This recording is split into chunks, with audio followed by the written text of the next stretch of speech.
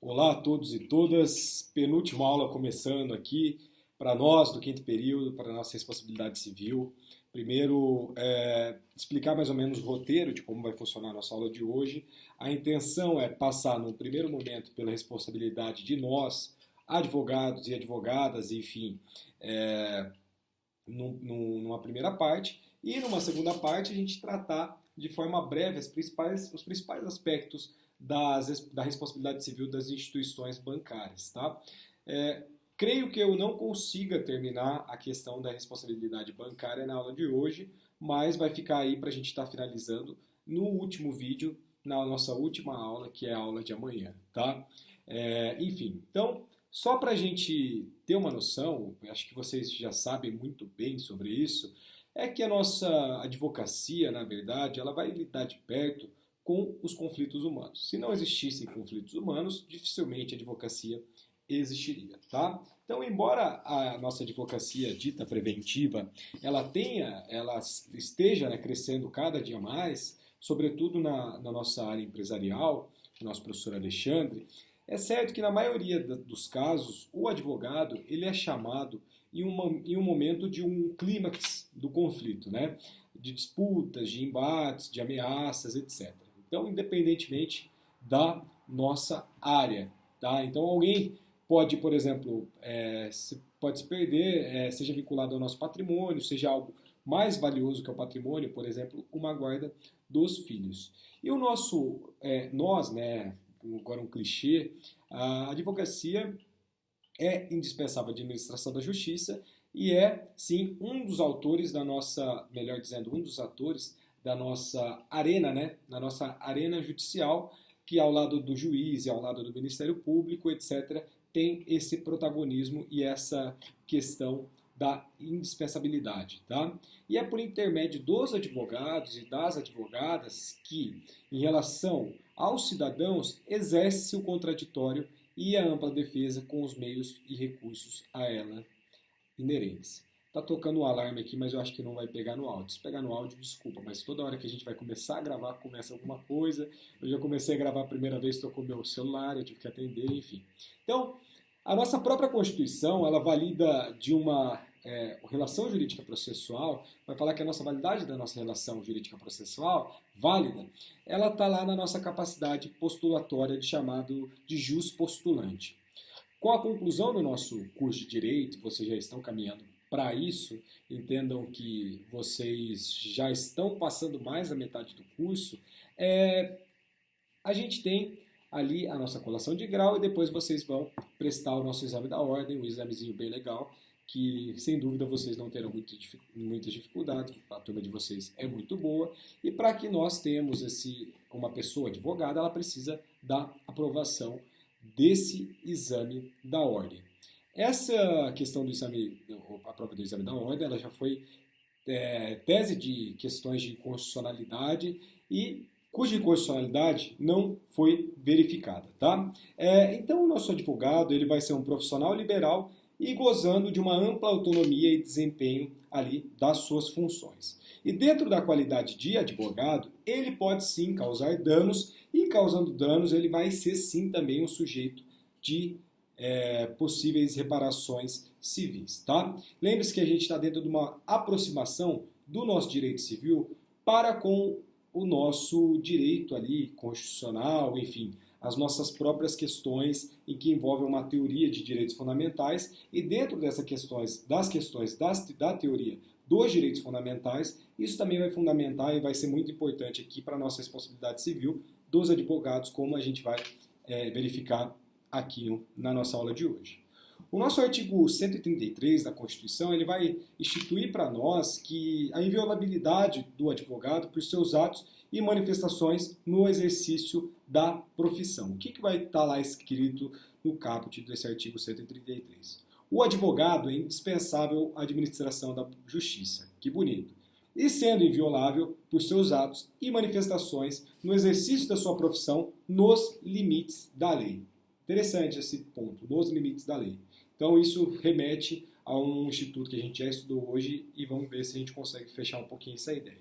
Então, é um lugar comum na literatura jurídica contemporânea a constatação de que não existem direitos absolutos e ilimitados. Então, todos esses direitos eles têm o seu exercício socialmente condicionado. A gente estudou muito isso no abuso do direito. Então, não poderia ser diferente aqui para a nossa imunidade dos advogados ou de qualquer ator da cena judicial, dessa arena judicial. Então, por exemplo, uma advogada que ofende a magistrada de forma voluntária e inconsciente, diante dos funcionários do cartório e demais pessoas, ela não goza da imunidade elencada na nossa Constituição Federal, beleza?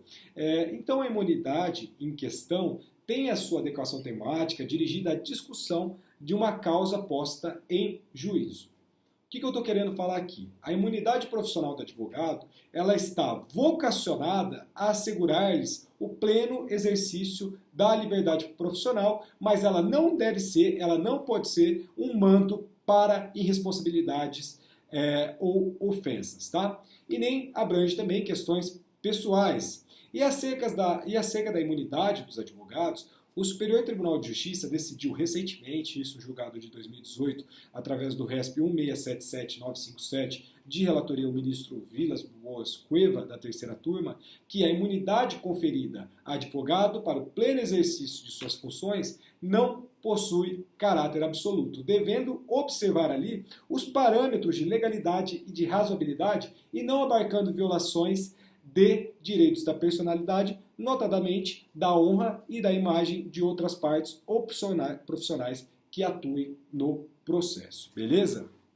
Então, o advogado, assim como o médico, como a gente estudou na aula passada, ele pode responder por suas ações ou omissões. E o advogado, por exemplo, que deixa de interpor um recurso ou que deixa de aconselhar algum cliente acerca do que se fazia absolutamente necessário, vai incidir sim uma hipótese de dano indenizável. A gente tem que usar o verbo no condicional, por quê? Porque os dilemas que envolvem a nossa responsabilidade civil não aceitam solução em abstrato. Então, somente da análise do caso concreto é que a gente vai verificar as chaves ou não para a gente ter uma indenização ou não dos advogados. Então, essa chave, na verdade, é uma chave hermenêutica. Então a gente vai analisar o caso concreto, vai verificar se houve ali alguma questão de uma possibilidade de responsabilização civil e, se for o caso, aí sim a gente vai girar essa chave. Então não basta que esse advogado também, vale ressaltar, tenha agido mal. Porque é preciso que a essa ação ou omissão desastrada se junte a um dano indenizável. Então só a ação por si só, ela não gera essa responsabilidade civil. Se faz necessário, aqui um elemento muito importante, é esse dano indenizável, tá? Então, e mais? Tem mais um elemento aqui que é fundamental, o nexo causal. Esse nexo causal tem que ser cimente o dano à conduta. Então, por exemplo, na instância especial, é inexistente, por exemplo, o recurso interposto por advogado sem procuração nos autos. Isso está lá no STJ, sumulado através da súmula 115. Então, o advogado que desconhece essa exigência, mas se habilita perante a parte para advogar nessa instância, no Superior Tribunal de Justiça, ele poderá sim causar dano irreversível ao seu cliente. Então, isso sim poderia gerar também alguma questão de um nexo de causalidade, um dano indenizável, etc. Tá? E a responsabilidade civil do advogado insere-se para nós dentro dos casos de responsabilidade contratual. E a procuração, dentro de um instrumento de mandato, ela vai delinear os poderes conferidos pelo constituinte e o seu patrono, ou seja, os poderes em que uma pessoa confere ao seu patrono. O mandato judicial vai habilitar o advogado a agir ali judicialmente em nome do seu cliente. E daí podem decorrer inúmeros danos graves, etc. Sobretudo quando esse mandato compreende poderes especiais, como, por exemplo, receber valores e dar quitação. E o Código Civil, dentro do seu artigo 692, vai falar para nós que o mandato judicial fica subordinado às normas que lhe dizem respeito de respeito, melhor dizendo, constantes da legislação processual e supletivamente as estabelecidas neste código.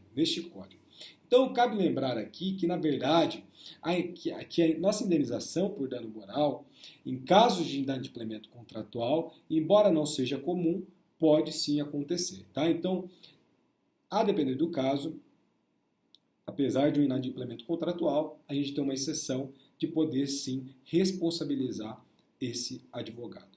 A nossa cláusula ad judicia, né, habilita o advogado a atuar em juízo em nome do seu cliente. Tá? Em princípio, o advogado poderá praticar qualquer ato necessário ao bom desempenho do mandato. Não é mandado, é mandato, tá?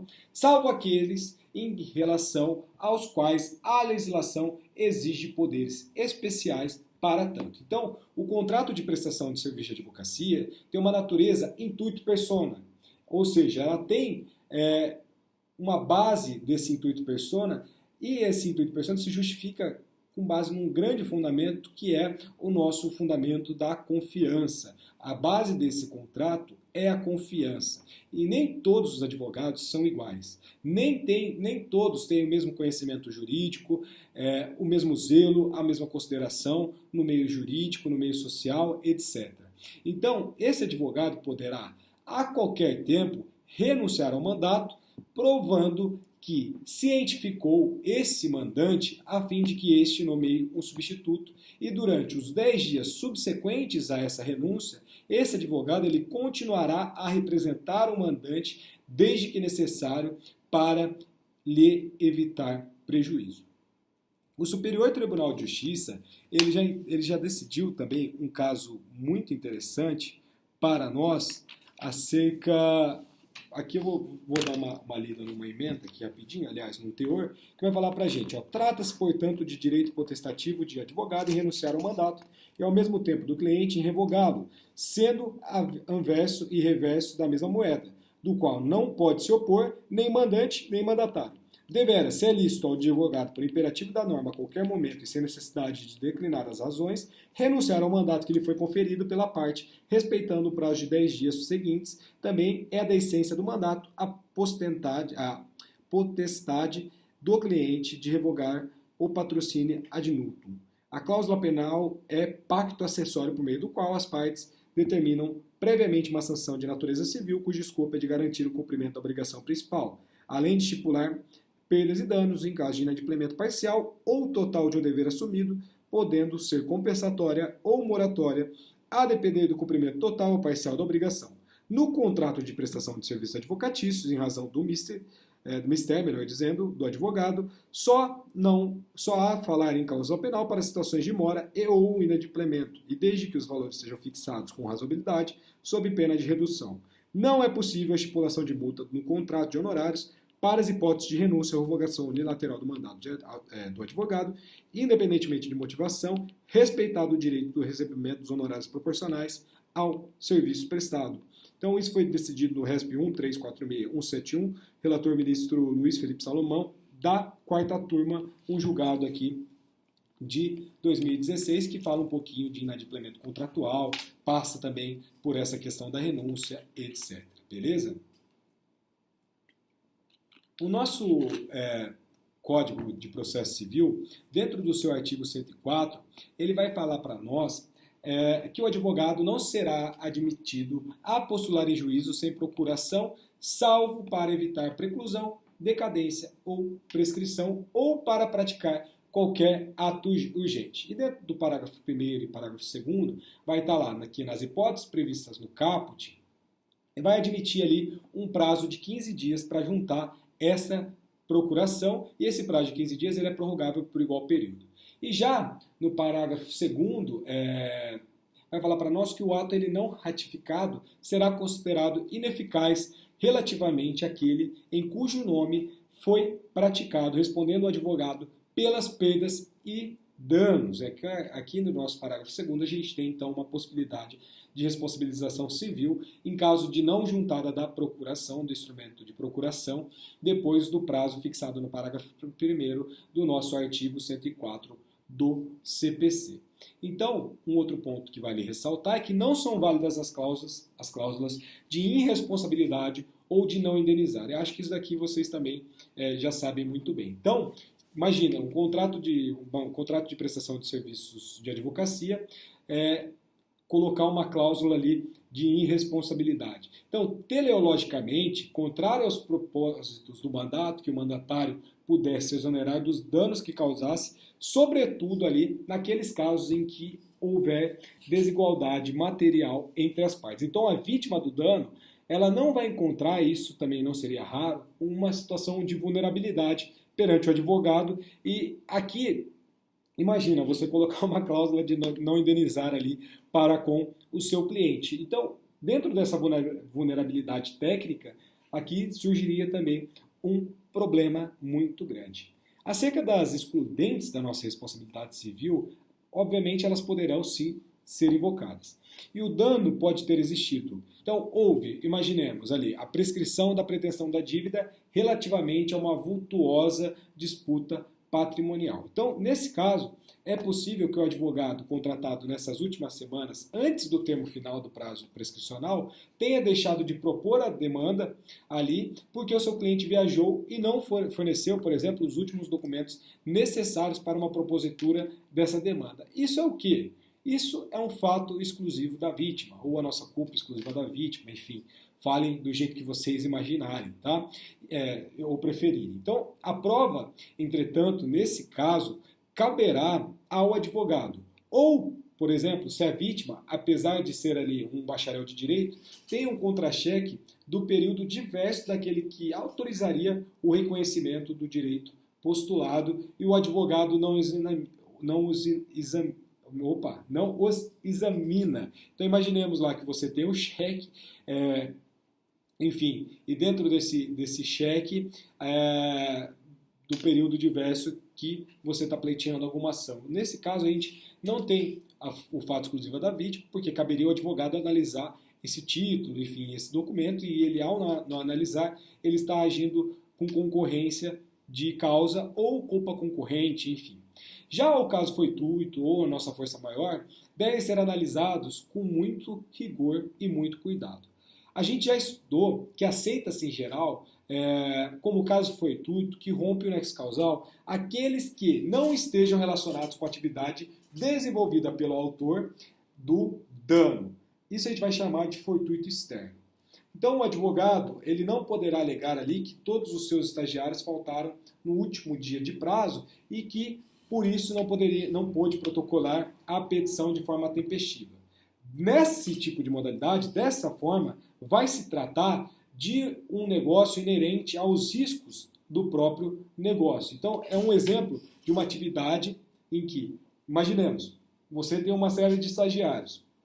Todos os estagiários faltaram e você não pôde protocolar. Isso é um risco do seu negócio. Então, se você não protocolar, dentro das nossas questões das excludentes da responsabilidade, a gente vai ter o caso fortuito interno. E dentro do caso fortuito interno, vocês também já têm que saber muito bem disso, a gente não tem a exclusão do dever de indenizar. Ou seja, fortuito interno você indeniza, fortuito externo você não indeniza. E existem inúmeros casos curiosos. Por exemplo, o STF ele já analisou uma situação do advogado do réu que faleceu 5 dias antes da publicação do acórdão que não admitiu determinado agravo de instrumento. Então o cara pleiteou lá, recorreu, interpôs um agravo de instrumento e 5 dias posteriormente ele faleceu, melhor dizendo, ele faleceu 5 dias antes da publicação do acórdão.